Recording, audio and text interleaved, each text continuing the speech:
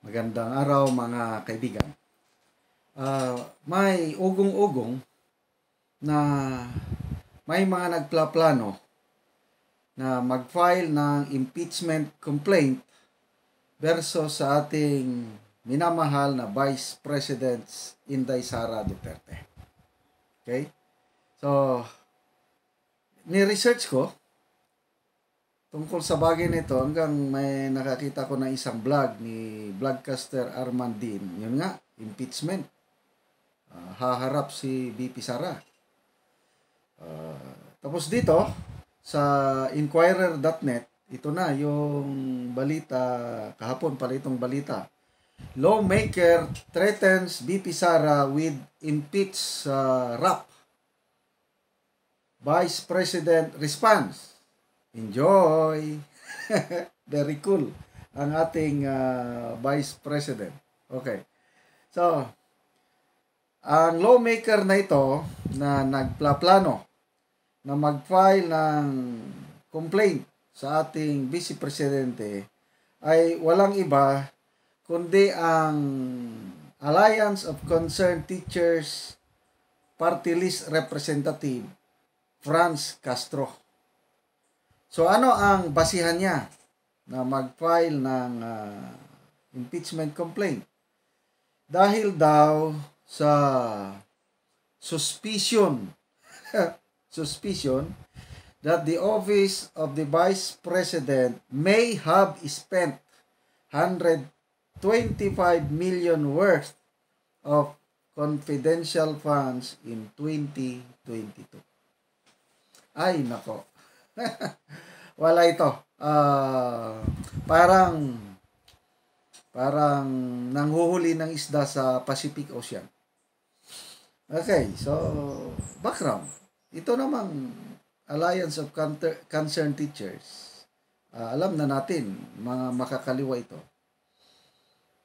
Itong mga alipores ni Joma, galit na galit sila kay Tatay Digong at dito kay VP Sara. Kasi sa Davao hindi sila makaporma eh. Noong mayor pa si VP Sara, nako, galit na galit siya dito sa mga makakaliwa. Hindi sila makaporma sa Davao. Ganito rin itong ating Tatay Digong. Nung una, inuunawan niya ang mga makakaliwa na akala niya is makipag-ayos sa gobyerno. Kaya nung umupo si Tatay Digong, ayun, binigyan niya todo pansin itong mga kaliwa. Nagkaroon ng peace negotiation hanggang napatunayan na wala talaga silang adhikain na magkaroon ng kapayapaan. Ang kapayapaan sa mga makakaliwa is total destruction of this democratically installed government. Gusto nila agawin ang poder at sila ang mamahala. Yan ang peace para sa kanila.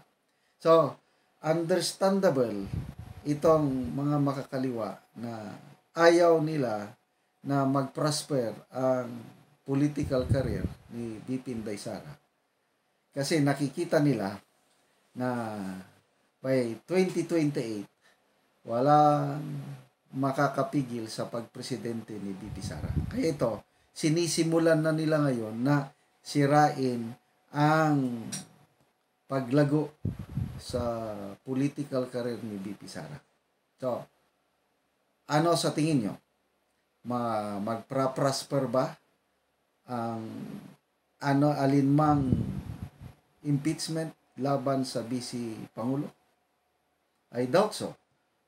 Kahit sa ating Pangulo, si PBBM, may nananawagan na i-impeach na lang siya.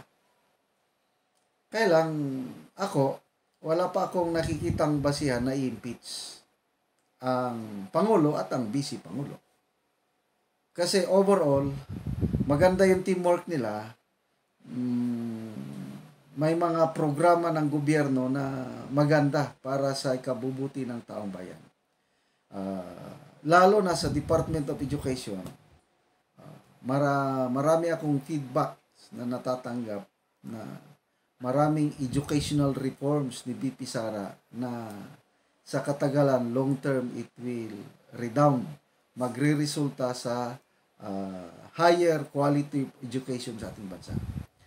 Last month, may nakausap akong Assistant Division Superintendent and District Supervisor.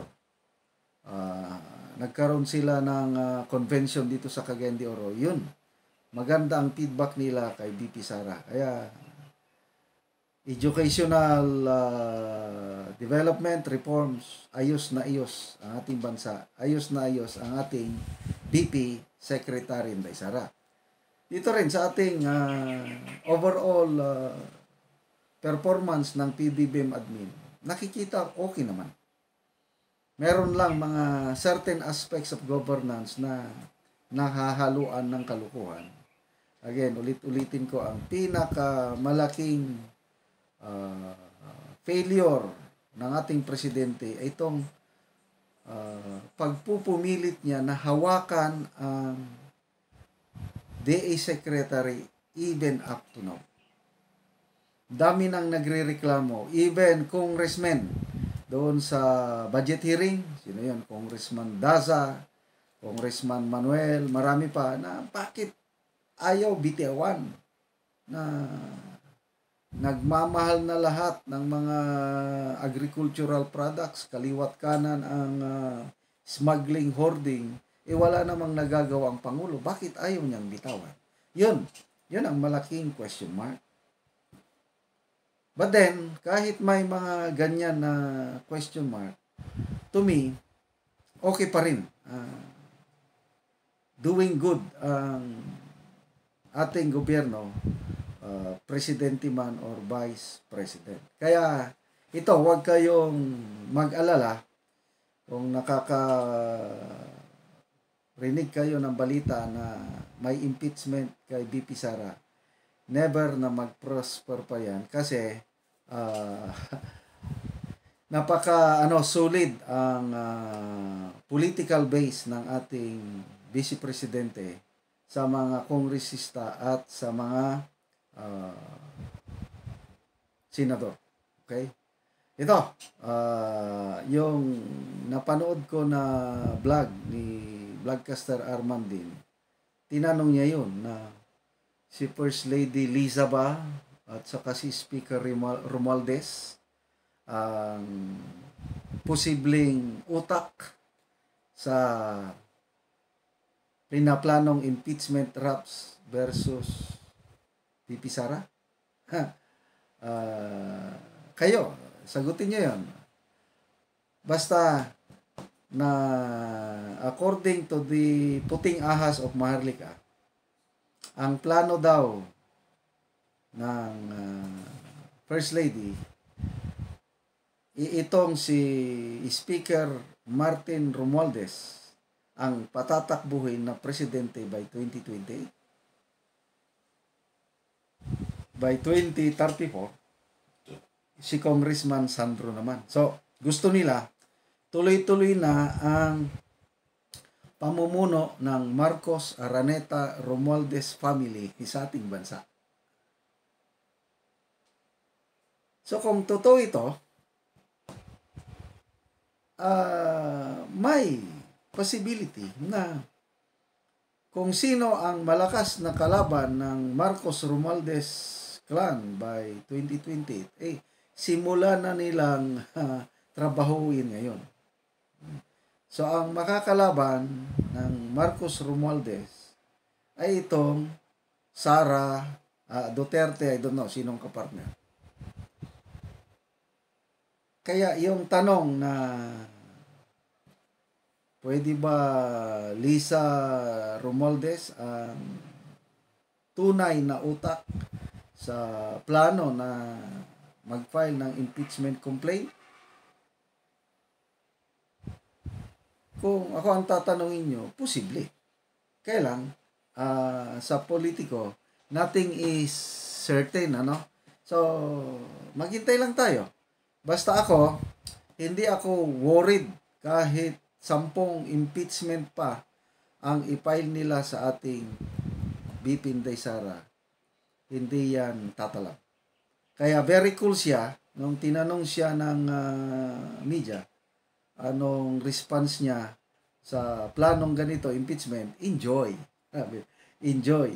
So, ayaw niyang pagtuunan ng pansin itong party list representative Franz Castro. Ituloy lang niya kung anong binabalak niya at handa ang ating BP Sara na harapin kahit anong reklamo kasi alam niya kung ano ang kanyang ginagawa. Ako rin, alam ko kung sino talaga ang ating Vice President. Kaya, no worries at all yung mga impeachment na yan.